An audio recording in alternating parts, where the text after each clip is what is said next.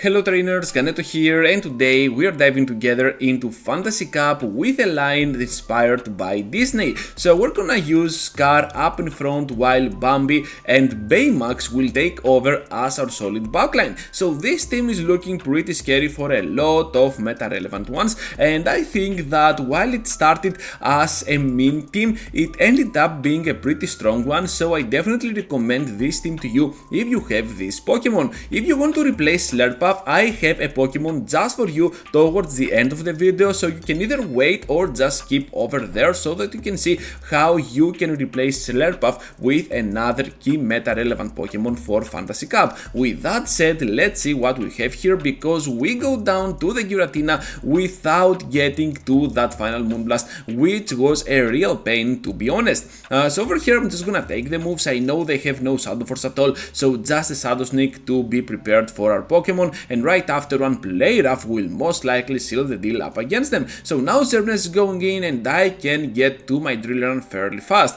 I also know that they have a lot of energy to spare, so I'm just gonna go here for back-to-back moves before they get to the next close combat. I want to preserve that shield no matter what. They return to the battle now with the Alolan Sandslash. Is that shiny as well? I think so. And now the Drill Runs will do a lot of damage to this Pokemon. By blocking here just once, even if we block the Ice Punch, we can definitely finish them off with the next Drill Run, and I think that this is gonna seal the deal up against the first battle of this video. Into the next one now with the Tapu Fini up in front. You know what? This is absolutely horrible for us. On the Switch we're met up with a Registeel, and at this point I'm just gonna get to that close combat before they try to debuff our Pokemon. Perhaps I can wait for them to throw the Zap Cannon, but I guess at some point they might have Flash Cannon, so by not blocking over here you might be in deep trouble. So since I do not want to risk it at all, because Flash Cannon is a viable move for Fantasy Cup, I'm just gonna get here to the final close combat. Gonna undercharge it, and right after they're gonna throw the next move. Of course I was thinking if I could go for the shield and then try to finish them off, but at this point I know that by keeping the shield I can guarantee the farm down with my Mud Shots and the Extra Drill, which can hit like a truck whatever goes in.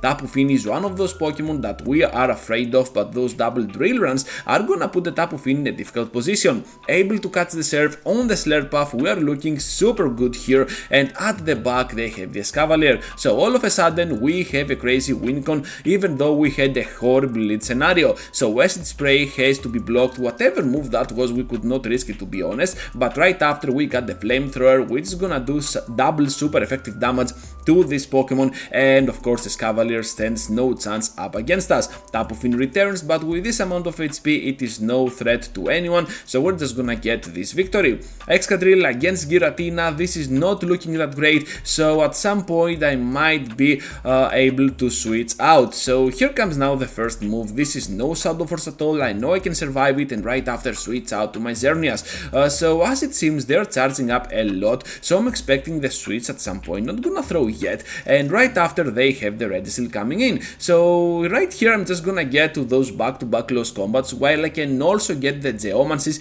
pretty high on my energy gain, and by blocking here I can guarantee the farm down with a few Geomancies later.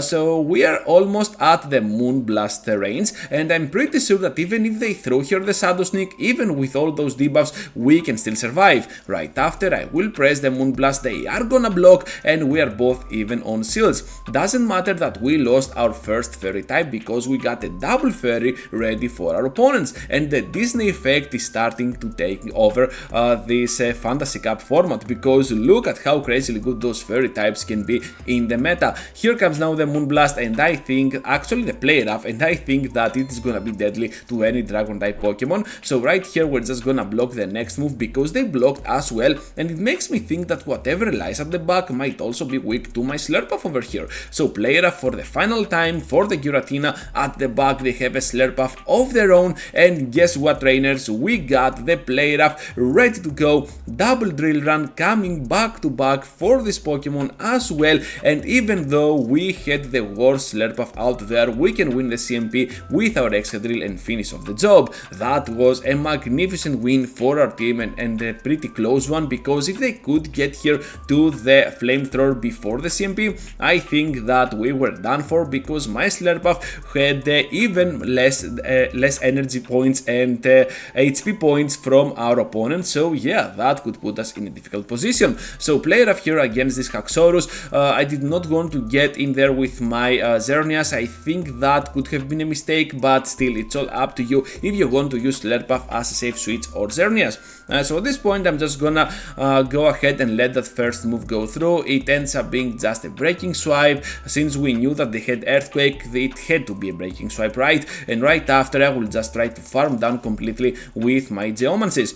So even if we get hit by the Earthquake, if we manage to block it actually, we're gonna be in a very good spot. While if they get to the first breaking swipe and we block it, we can let the second one for sure. So at the back, they have the Alola Sandslash, which is kinda problematic, but still with a couple of close combats, even with all those debuffs, we can definitely seal the deal against them. They return to the battle with Haxorus. Perhaps that was a mistake, but as it seems, they wanted to let us spend some energy, but we won't do that. Right after, we're gonna get into our Excadrill. We have the shield, they have no shields. They know that they have no win condition if we just block once, and we're gonna get to the drill run, so they back out, and that is gonna be an exceptional win for this video. Into the next one now, and we're gonna see the drill runs on the mirror, the Excadrills on the mirror, and of course by blocking as well, we might have the upper hand. Also, I have slightly a high attack on my Excadrill, which was not intended,